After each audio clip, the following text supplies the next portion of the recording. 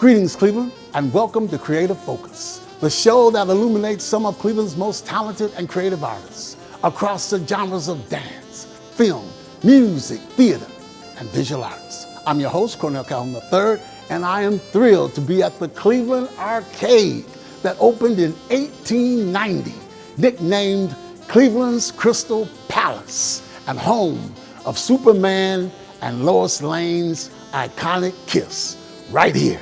I'm excited to have as my guest the president of the Greater Cleveland Film Commission, Mr. Bill Garvey.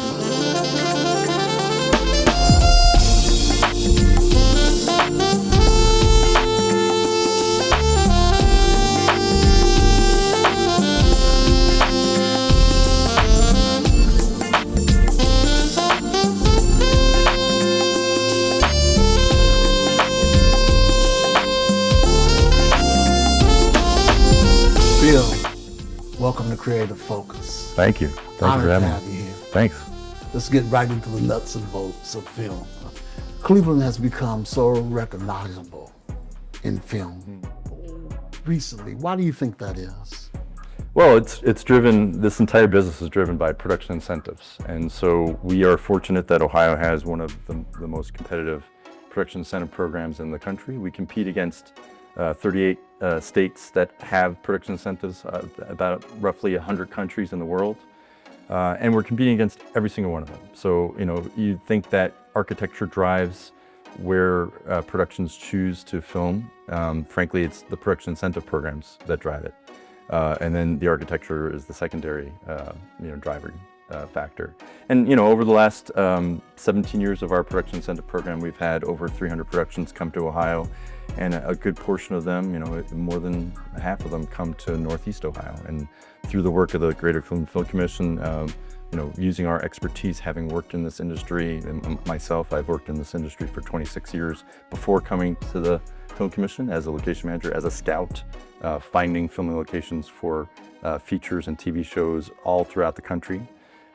We speak the language of film. That shorthand enables us to pitch studios, to pitch filmmakers as Northeast Ohio being the best destination to bring a production. What are some of the misconceptions that filmmakers have about shooting a film in Cleveland, would you say? Well, I think the biggest impediment that we have to overcome is there is no conception about Cleveland. They just don't think about us at all unless we're proactive in pursuing these projects. So there's about 4,000 projects in development at any one time, and it's our job to go out and pursue the projects that could best be told here. So we're fortunate that that secondary part of the calculation, the architecture, the filming location options here are so versatile. We have a diverse mix of architecture and topography. We are chameleons, and we've told stories that represent all sorts of cities and countries around the world. So we really are that flexibility that filmmakers look for, and it's a matter of getting them on the ground here. When we were pitching Superman to come here, it wasn't about the fact that Superman was born in Cleveland, that Siegel and Schuster invented Superman. That was not really part of the calculus, right? What was part of the calculus was the amazing architecture we have, and the logistics and the success that you can experience as a filmmaker when you come here. Are there any other productions that have actually been shot in the arcade? Well, two, and isn't it a fascinating thing? Yeah. That this was built in 1890, and to my knowledge, there's only 2 productions that have ever filmed here. And we need to change that, right? Right. So obviously the one that everybody knows is Superman, and you look at that spot right there, and that's the kiss, that's right? The kiss, the famous kiss. And so to the point where, like I said, filmmakers falling in love with this place. You show them this, there is no filmmaker on the planet that won't fall in love with this place when he sees it or she sees it. And in the trailer, and multiple versions of that trailer, that kiss is a prominent part of it. So that's how important this is, because it's stunning architecture, it's unique. This is also a full circle moment because this is also the place where Thomas Edison first sold his movie cameras and phonographs. And that storefront right over there in 1890 to 1902 was Thomas Edison's storefront. So full circle moment, right? Right. All this architecture, beautiful and cinematic, and a place where the birth of the Ohio industry that is the movie business was founded. How do you balance preserving Cleveland's identity when you transform Cleveland into other cities? Well, I think, are we trying to, enforce Cleveland's identity through film, or are we trying to drive economic impact? I think the reason that the Film Commission exists is to create jobs, is to create vendor opportunities. The local vendors that participate in the motion picture economy when a film comes here is very, very important to why we exist. That's part of our mission. Spotlighting Cleveland to the world is part of our mission, but without the jobs created, and those are high-paying jobs. Our starting salaries in the motion picture industry, these union jobs, are $37.76 an hour, and they come with pensions and health insurance. So, that's the driving factor behind it. That we want to create jobs. We have worked in this industry alongside local Northeast Ohioans that make their entire living in this business. That's the driving factor. Now, that said, the byproduct of this industry is kind of unique in that it shines an international spotlight onto our region and draws attention as a place to do business. So that's also complementary to the original mission to drive economic impact. So what's the toughest pitch you ever had to make to a film company to have a film produced in Cleveland? We've actually one movie that I worked on as a location manager, we were playing Cleveland as, believe it or not, Beverly Hills in California. And that movie came out. It was a Lifetime made-for-TV movie, and it came out. I think the tropical look is the one thing that we probably struggle at, but we pulled it off. So that's probably the biggest, hardest pitch that I've ever had to make. I know you've partnered with Cleveland Metropolitan School District with hands-on training for underrepresented youth. How do you think those programs help to push those students into successful careers in the industry? Yeah, thank you for bringing that up. So, our program at CMSD Schools is focused on arts-focused students. So we take kids that may not have thought of the film business as that art career that they envision themselves eventually making their living at. But this is a creative career that comes with stability. It comes with union pension and health insurance and all the things that other industries offer, but also with the creative mindset that kids that are arts focused are looking for. And so connecting kids to graphic design type jobs, and that's about 60% of the film business. The art department, a major part of what we're doing on each feature and TV show, graphic design and construction of sets and fashion, all of it, hair, makeup, all of that creative, collaborative work. There's so many different types of that type of work on a movie set, to the tune of hundreds of jobs. So. Most of the time, folks, when they're just coming up through high school, they're not thinking of this career as such a diverse type of opportunity. When you think of film, you think of just the camera. Well, it's so much more than that. There's 4 camera jobs on each set, which are great jobs, but there's 140 other jobs that have all sorts of other creative skill sets that go into them. So about how many students are in the program each year, what would you say? It's roughly a small number because we're actually making something. So we're trying to put them into a professional environment. We try to connect them with local working professionals that make their living doing this. And there's some really high-end, Emmy award-winning Academy of Motion Picture Arts and Science members. These folks that make their living doing this at a high level here, we try to connect them to the kids, so that the intent is that later on when they're graduating, they can get jobs from department heads that are looking to hire, so that's the idea behind it. But we have to keep it small to get a hands-on experience for the kids. And, we work them through the entire set. So, from call sheets to how to use a boom, camera work, and all the stuff that kind of the nuts and bolts of visual storytelling, the rules that go into it. And then if they want to pursue it as a career, there's other programs, the business of film stuff, so the higher level stuff that we would funnel them into too.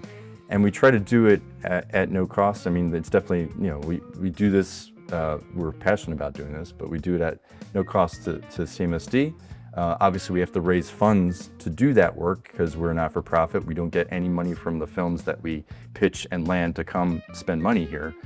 So it requires support from the city, and we're very fortunate that the city and the county help fund us. But we also have to pitch the community and corporate support and grants and funding to do most of this work. And it's a full-time job just doing that part of our mission. Have you ever had any desire to write your own film? Well, we were all movie buffs before we were in the movie business. So, part of my foundation in this industry was the fact that I was such a vast consumer of movies as a kid. And so I was in love with this business just like, just like any filmmaker, I guess, would be. So yes, we all got into this business to do one thing or another. And in my case, writing and telling visual stories was what I wanted to do. And I found a job in this business that allowed me to do that I never knew about before I got in the business, the location scout, the location manager. Wow. Do you have a favorite film? I do, and it's an Ohio movie, Shawshank Redemption. Oh man. So, voted consistently one of the best movies ever made, and it happens to be a movie that was made right here in Northeast Ohio. When a major production comes to town, what are some of the ripple effects, unseen ripple effects that people may not realize? Yeah, it goes back to the local small businesses. So, hundreds of vendors work with these productions when they come. And, in my case, when I was in the location managing production before I got to the Film Commission, I myself had dozens of vendors, and they're not film vendors, they're just local small business like plumbers and locksmiths, porta-johns and garbage companies. All these kind of local small businesses get to participate in the motion picture economy as a complement to other vendor work that they do. So that's far and wide, and I'll give you an example from Superman. The dry cleaning company that worked with Superman, basically all the hundreds of extras that were on every day, they would take their costumes, run them through dry cleaning, and have them overnight, have them all clean and ready to go for the morning. And that happened consistently throughout the 5.5 weeks of production. And then that was one cleaning company? That's just one cleaning company. And so that's an example, but there's others. And to the tune of a lot of money is created, in local restaurants. And, thinking about to have a crew and they're working 12-hour days, you have to feed them pretty well to keep the energy level up. And so local small businesses like restaurants and coffee shops, they're pulling from, sourcing from that for food locally so that you can have your crew ready to go. So all that ripple effect, it really does. And it's, sometimes it's not a production company announcing, hey, I'm from a production company, I'm buying this food. But they are, and they're just not saying it out loud. Now, that said, that in the last 2 years, we've driven $130.9 million in direct spend to Northeast Ohio. A large portion of that is vendor spend, to the tune of about 60% of our spending. So since you've been involved, what is the greatest transformation for a production that you had to make for the city of Cleveland?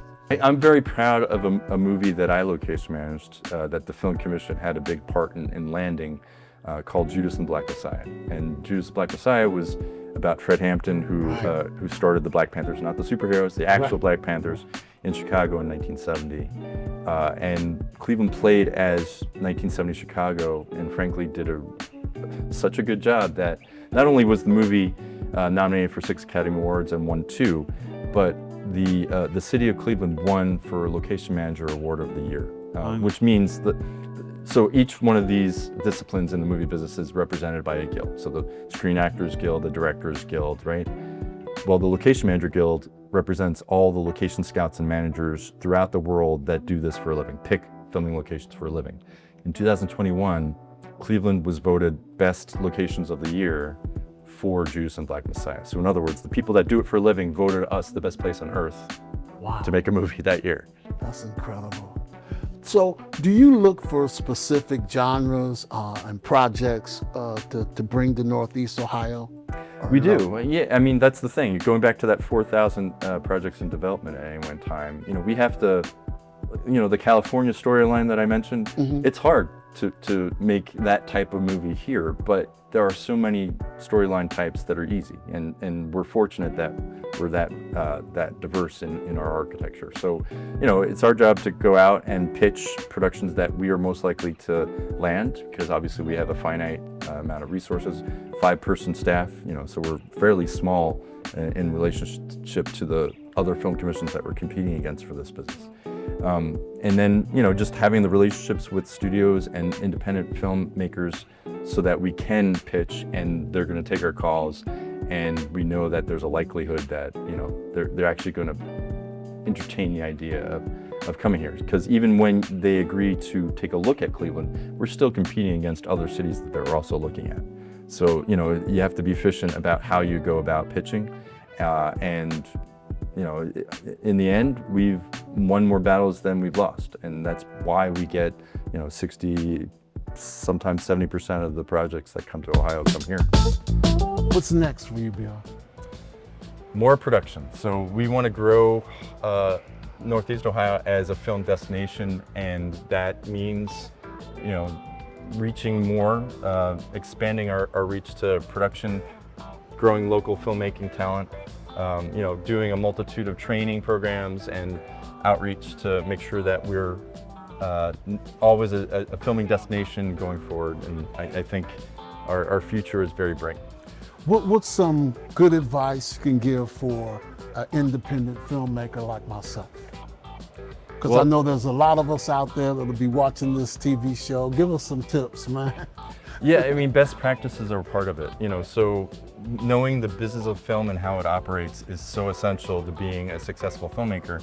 And it's not just about what is inside that camera lens, it's also about what's going on around you in the production. So just making sure that you have enough resources, that you're doing right by your crew, and that's a big part of it. This is a collaborative industry. It's easy to forget sometimes that it takes a lot of help to make that project come to life, and that's what we try to do at the Film Commission, to be a central hub, a kind of a font of information and a one-stop shop for filmmaking resources to check out what's going on in the local industry, but also educate on business practices and the industry at large.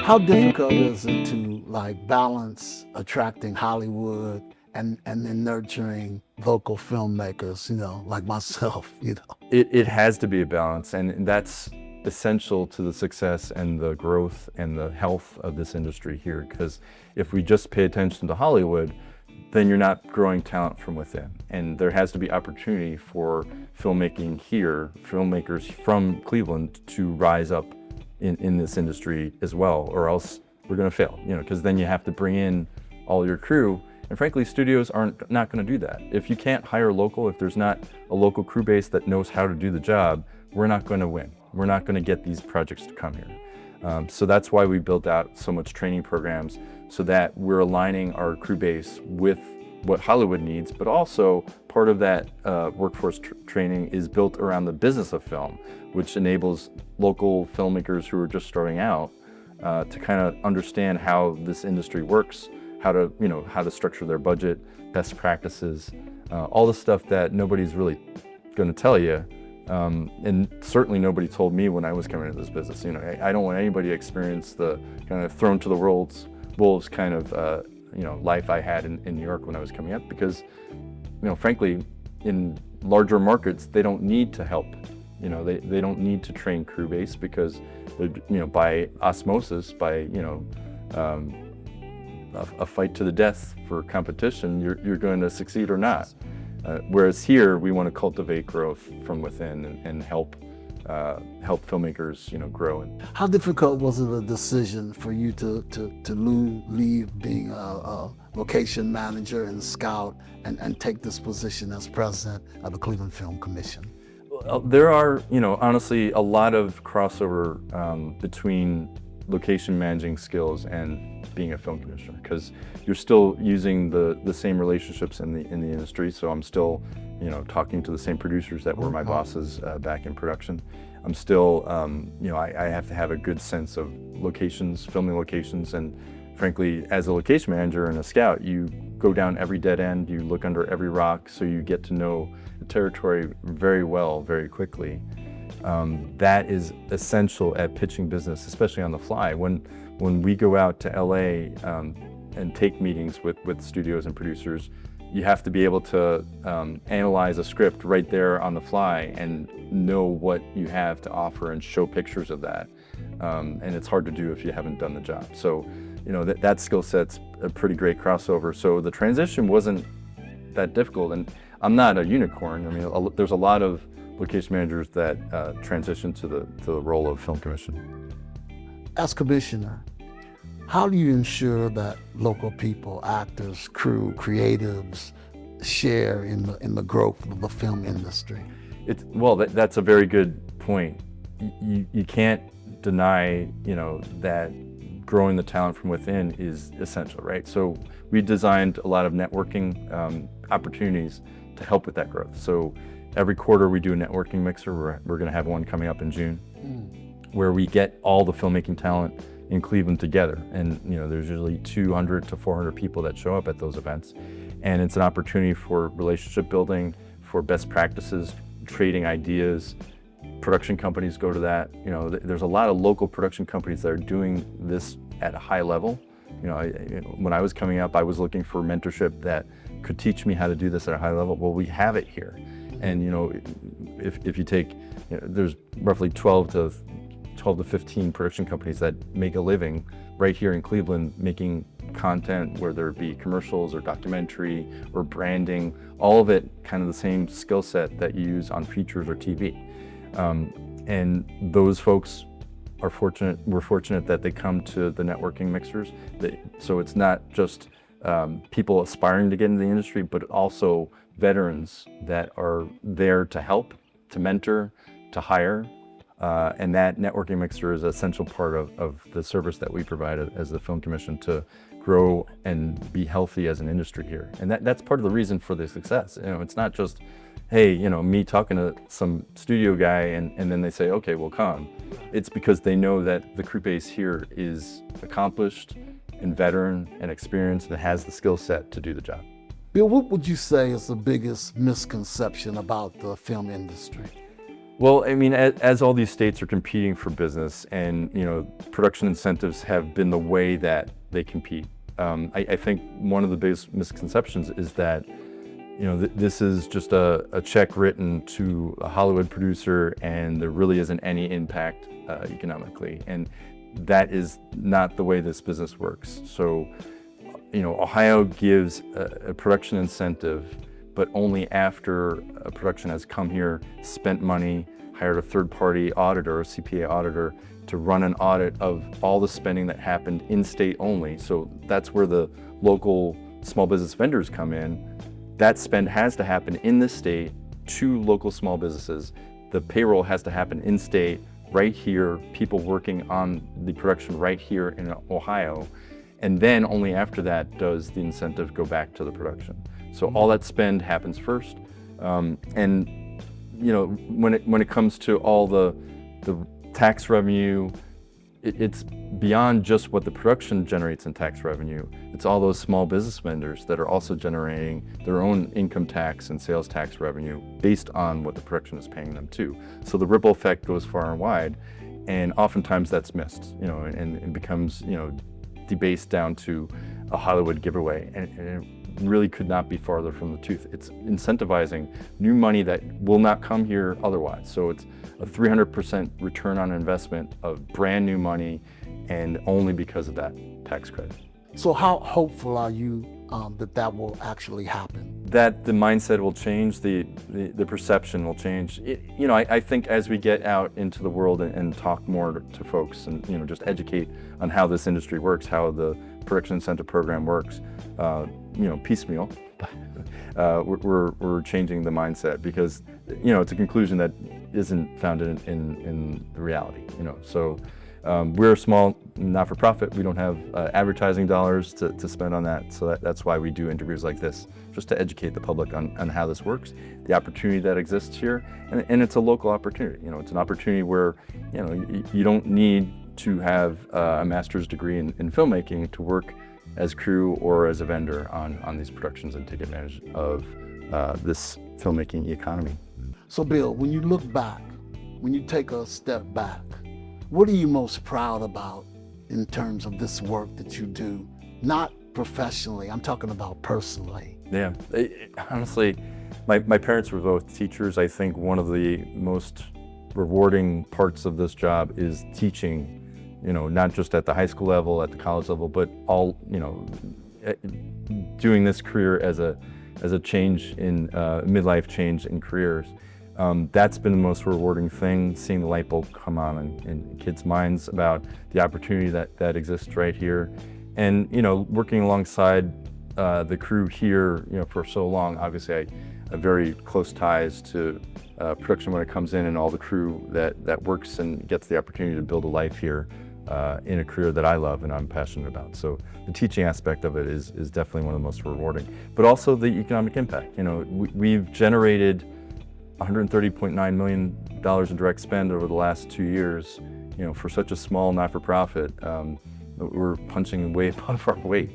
So the return on investment for the funding that we get is pretty vast. Credits are rolling. The final chapter of Bill Garvey at the Cleveland Film Commission. What do you want your legacy to be? That we built an industry that was stronger than when we found it. You know, so we want to keep on growing.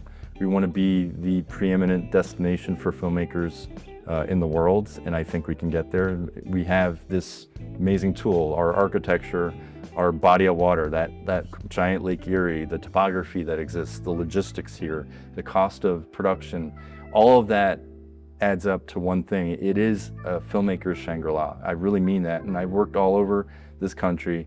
When I got here, I stopped moving because this is such a great place for filmmakers, and I do believe in it. We're passionate about it, and it's just a matter of growing that awareness around this industry so that we get more production here, and we will. Bill, thank you so much for being on the show. I am so honored, and let me know the date of that mixer. Will do. We'll see you there. Okay. Thank you.